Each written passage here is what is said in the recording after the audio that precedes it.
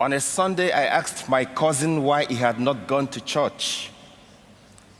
He answered by telling me that in response to his pastor's preaching, he had donated his Volkswagen to his church, expecting God to give him a Mercedes-Benz car in return. After some months of waiting and not seeing his miracle car materialize, he thought God had disappointed him, so he stopped going to church. I told him that God had not disappointed him, rather, he had been misled.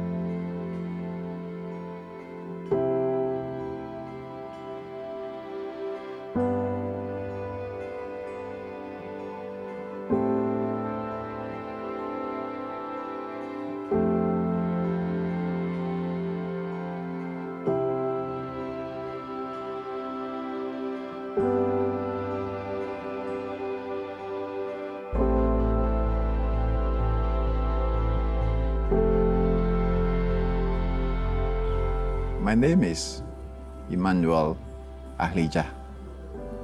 Currently, I'm the senior pastor of Community Bible Church. It's interesting, I came to know the Lord, I think at the age of 14 in high school. And since that time, I've not looked back. I've seen my life transformed. When I was in the university, we had this pastor of a very big church came to preach, and then he spoke on, I think, the essence of the pastor. And he used David's battle with Goliath. You know, David went to pick 5 stones from the brook, and then he said, the 5 stones represent the 5 offices of the church. So when I said, no, you can push this doctrine into this narrative. As a young student, I thought there was something wrong with it. So we know there's a lot of bad preaching there. They are not intentional, but just that they didn't know. So in my heart, I thought, wouldn't it be wonderful if we find a way of influencing preaching in our nation?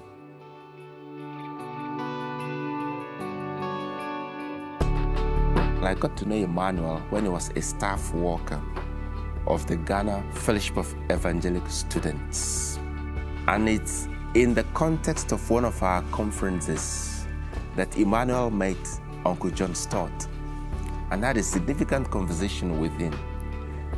Because deep in his mind, he's been wondering, how can we change the culture of preaching in our context? He's listened to all kinds of teaching and preaching that are hardly biblical. And he sensed the need. So when he met Uncle John Stott and heard about Langham Preaching, he said, oh, we must get this going in Ghana. Shared his thoughts and vision with Uncle John, and on his return from that conference, began to speak to other people within the local context here in Ghana. Formed a small committee, and they decided they must start training people in expository preaching. Some people say that the church in Africa is half a mile wide and an inch deep. But if we're able to raise up expositors of the word, that would quickly change. There'll be depth. Our dream is to reach every one of the regional capitals. We have 10 regional capitals. To reach each one of the 10 regional capitals. So far we've done 3. So we have a long way to go. We pray that this may be multiplied across many congregations. I can point out a few people walking out right here, from the time that we met them for the first time, that they gave their life to Jesus. They came to this place. And when you look at them today,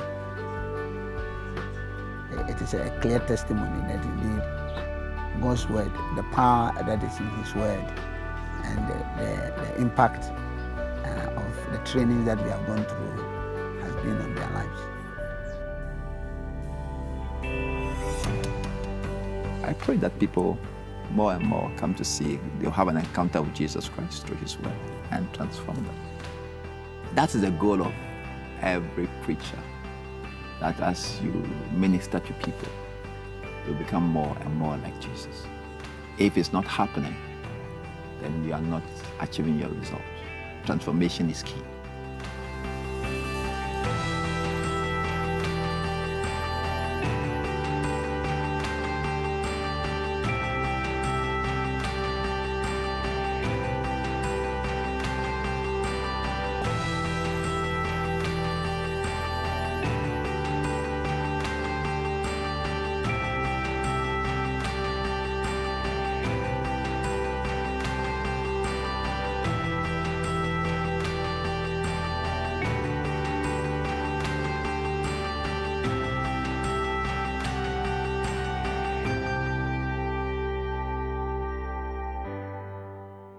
I think Langham work in Ghana has made a tremendous inroad, and we've not seen the end yet.